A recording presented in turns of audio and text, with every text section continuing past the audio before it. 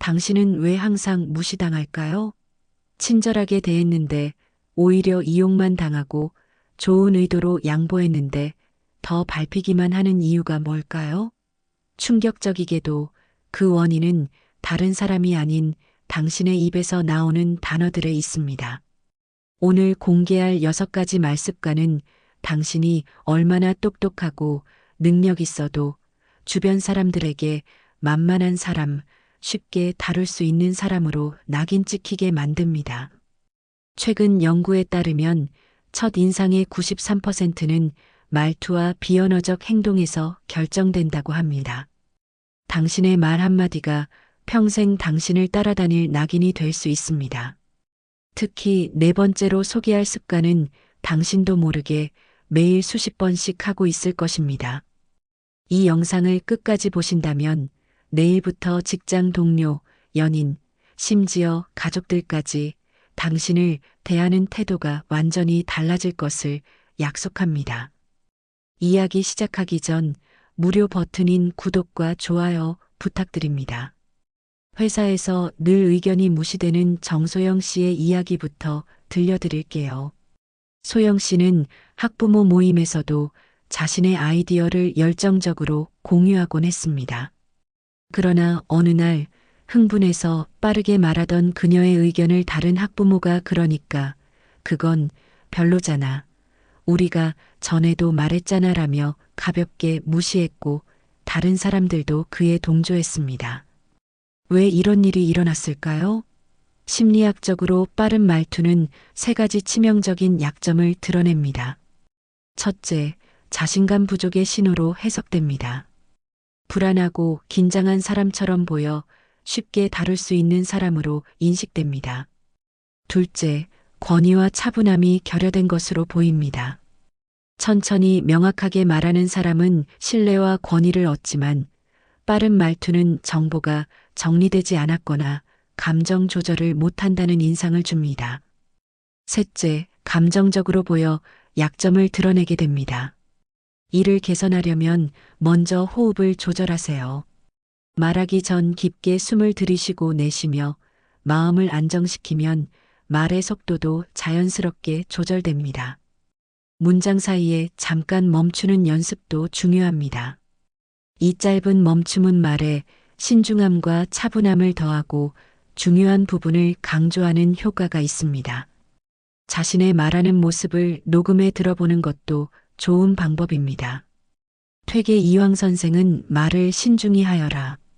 급하게 말하면 그 안에 실수가 생기고 느리게 말하면 진심이 담긴다고 말했습니다. 말투 교정은 시간이 필요합니다. 약 3주가 지나면 말하는 속도에 대한 자각이 생기기 시작하고 완전히 습관화되기까지는 2, 3개월이 소요됩니다. 꾸준한 연습으로 차분한 말투를 갖추면 상대방은 당신에게서 신뢰와 안정감을 느끼고 더 존중하게 될 것입니다. 매주 축구 모임에 나가는 김재호 씨는 팀에서 친근하고 배려심 많은 사람으로 알려져 있었습니다. 누군가 그의 플레이를 칭찬하면 습관적으로 아니에요. 다른 분들이 잘하죠. 저는 아직 한참 멀었어요 라고 말했습니다. 처음에는 팀원들이 그의 겸손함을 좋게 봤지만 시간이 지나자 한 팀원이 재호야, 아직 한참 멀었다면서 그게 가능하겠어? 라며 비아냥거렸습니다. 지나치게 자신을 낮추는 태도에는 몇 가지 심리적 원인이 있습니다. 첫째, 타인의 기대를 낮추어 부담을 줄이려는 방어적인 태도에서 비롯됩니다. 둘째, 낮은 자존감으로 인해 칭찬받을 자격이 없다고 느끼는 경우가 있습니다. 셋째, 관계에서 거부당하지 않으려는 무의식적 행동일 수 있습니다. 그러나 이런 행동은 역효과를 가져옵니다. 지속적으로 자신을 낮추면 상대는 당신의 능력과 의견을 덜 중요하게 여기게 됩니다. 이런 습관을 개선하려면 칭찬을 받을 때 단순하고 진심 어린 감사의 말을 연습하세요. 고마워요. 더 열심히 해볼게요와 같은 표현은 자신을 낮추지 않으면서도 겸손함을 유지할 수 있습니다.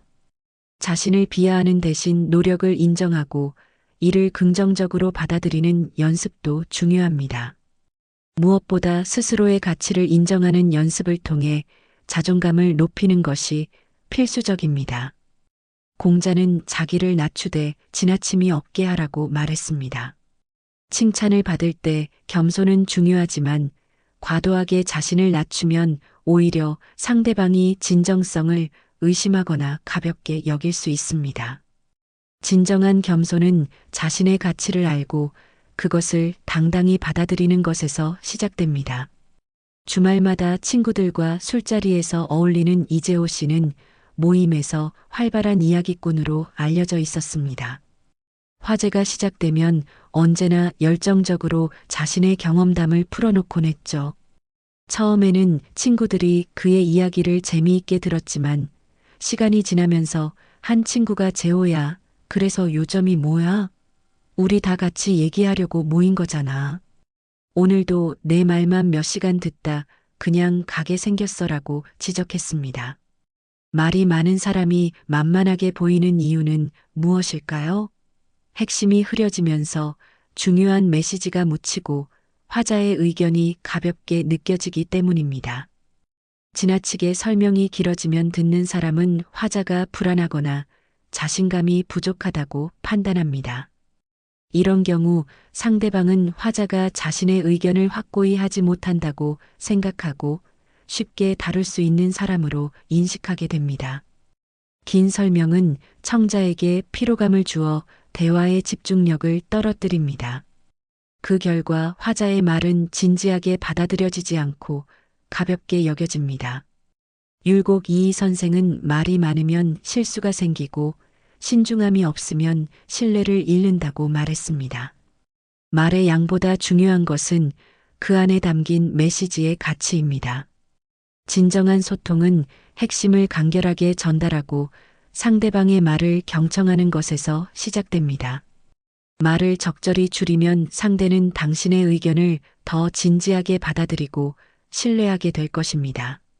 말을 줄이는 연습을 하려면 먼저 대화 전에 핵심 메시지를 정리해 보세요. 불필요한 반복이나 지엽적인 내용은 과감히 생략하고 중요한 내용을 강조하는 습관을 들이면 효과적입니다.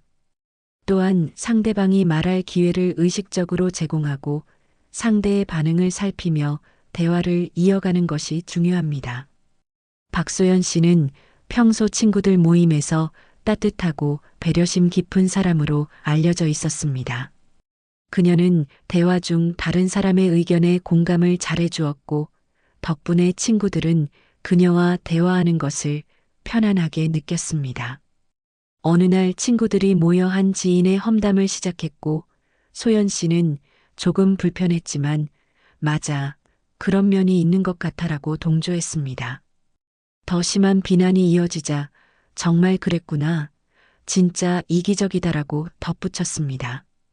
그러자 옆에 있던 친구가 소연아, 너 아까 그 사람 괜찮다고 하지 않았어?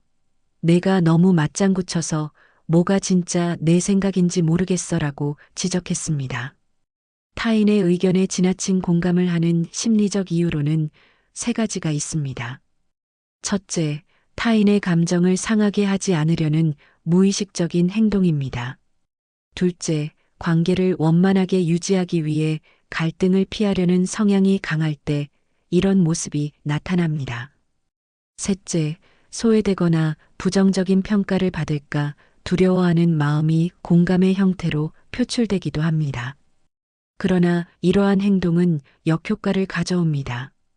지나친 공감은 화자의 진정성을 떨어뜨리고 다른 사람들이 그를 만만하게 보거나 의견을 가볍게 여기게 만듭니다.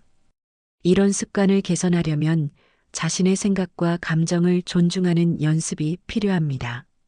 내 생각은 조금 다르지만 이렇게도 생각해 볼 수 있지 않을까요? 와 같이 자신의 입장을 표현하면서도 상대방의 의견을 존중할 수 있습니다. 타인의 의견에 공감하되 무조건적인 동의보다는 건설적인 대화를 통해 자신만의 목소리를 내는 연습이 중요합니다. 자기 생각을 표현할 때 느끼는 작은 두려움을 극복하는 것도 필요합니다. 퇴계 이황 선생은 지나친 것은 부족함만 못하다고 말했습니다. 지나친 공감은 상대를 배려하는 것처럼 보일 수 있지만 결국 자신을 잃게 만들 수 있습니다. 진정한 소통은 서로의 생각을 솔직하게 나누는 데서 시작됩니다. 김민호 씨는 직장에서 누구보다 성실하고 친절한 사람으로 통했습니다. 그는 동료들에게 도움을 받을 때마다 정말 감사합니다. 너무 죄송해요라는 말을 습관처럼 했습니다. 작은 일에도 감사와 사과를 반복하다 보니 동료들은 점차 민호 씨의 말을 가볍게 여기기 시작했습니다. 그의 진심이 담긴 감사와 사과도 점차 형식적인 말로 들리게 된 것이죠. 어느 날 팀 프로젝트 중 민호 씨는 자신의 실수로 작업이 지연되자 동료들에게 여러 번 사과하며 죄송해요. 제가 신경을 더 썼어야 했어요 라고 말했습니다. 그러나 동료들은 그를 진지하게 받아들이기보다는 민호 씨는 또 저런 애라며 대수롭지 않게 넘겼습니다. 과도한 감사와 사과가 문제가 되는 이유는 무엇일까요? 첫째, 필요 이상의 사과는 자신감 부족의 신호로 해석됩니다. 사소한 일에도 반복되는 사과는 자신을 작게 보이게 하고 상대방에게는 쉽게 다룰 수 있는 사람으로 비춰질 수 있습니다. 둘째, 과도한 감사는 진정성을 희석시킵니다. 모든 상황에서 감사 표현을 남발하면 그 말의 무게가 줄어들어 형식적인 인사로 받아들여질 가능성이 큽니다. 셋째, 반복적인 사과와 감사는 자신의 위치나 의견에 확신이 없다는 느낌을 줍니다. 이를 개선하려면 진심으로 감사하거나 사과가 필요할 때만 해당 표현을 사용하세요. 그래야 말의 진정성이 담깁니다.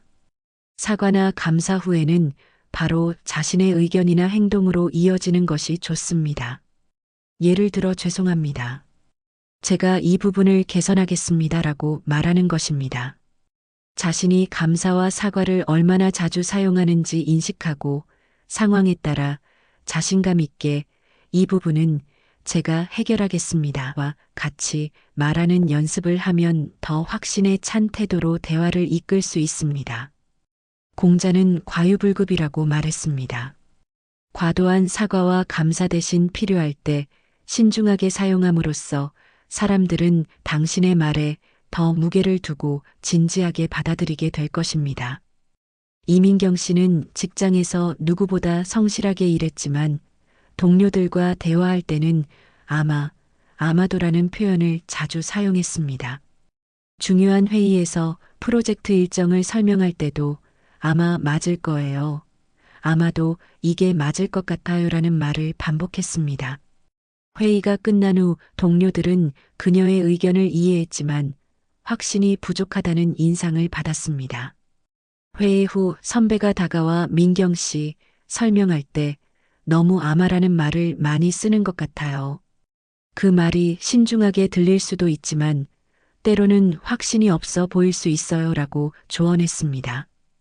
왜 아마라는 말을 자주 사용하는 사람이 만만하게 보일까요? 첫째, 이 표현은 책임을 회피하거나 불확실함을 감추기 위해 사용되는 경우가 많습니다. 반복하면 자신감과 결단력이 부족해 보입니다. 둘째, 신뢰와 리더십은 단호함과 명확함에서 비롯됩니다.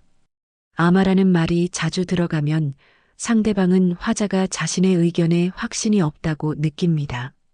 셋째, 불확실한 말투는 중요한 상황에서 화자의 권위를 떨어뜨리고 말에 무게를 실어주지 못합니다. 이런 습관을 개선하려면 먼저 대화 전에 내용을 정리해 보세요. 이것만으로도 자신감 있게 말할 수 있는 기초가 됩니다.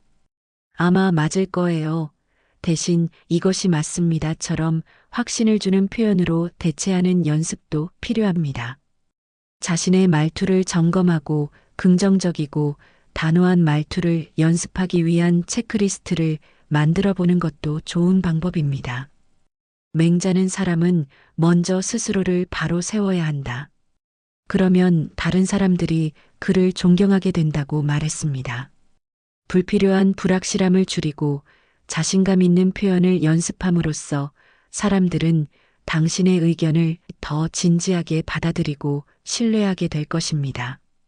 오늘 알려드린 6가지 말습과는 작은 변화지만 인간관계에서 당신이 존중받는 사람으로 거듭이 나는 데 큰 도움이 될 것입니다. 자신의 가치를 스스로 인정하고 당당히 표현하는 연습을 통해 더 깊고 의미 있는 관계를 맺어보세요. 여러분의 경험이나 생각이 있다면 댓글로 공유해 주세요. 다음 영상에서 또 만나요. 감사합니다.